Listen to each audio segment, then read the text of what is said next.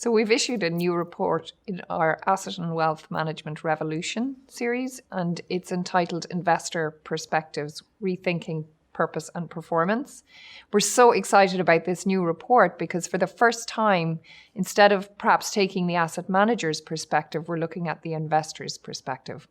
So we commissioned a survey, independently run, surveying 10,000 retail investors, 750 institutional investors, so a really nice global footprint, to ask them across 6 key dimensions. First of all, whether or not those dimensions were important to them and to rank them in terms of importance. But secondly, to also talk about how satisfied they were. So were asset managers either meeting, exceeding, or falling short of the investors' expectations? And the findings were really interesting. So I suppose my overall impression of the report is to say that there's ample opportunity for asset managers to differentiate themselves. I say that because investors' expectations were just about being met, but across the 6 different dimensions, in some areas, managers were exceeding those expectations. In other areas, they were falling short.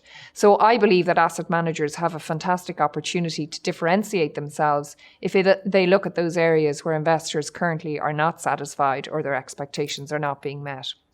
So what were some of the key findings? Well, what's good is in terms of risk return expectations and also managing the macro political environment, investors' expectations were being exceeded. And really that's what an asset manager's function is. So good to know that they were meeting or exceeding expectations in those areas. However, where they were falling short differed by investor type. So what was really interesting was the area where they were falling most short for institutional investors was in the operational space.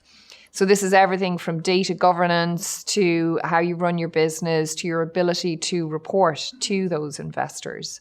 So we think there's lots of opportunity and of course PwC is in a perfect position to help.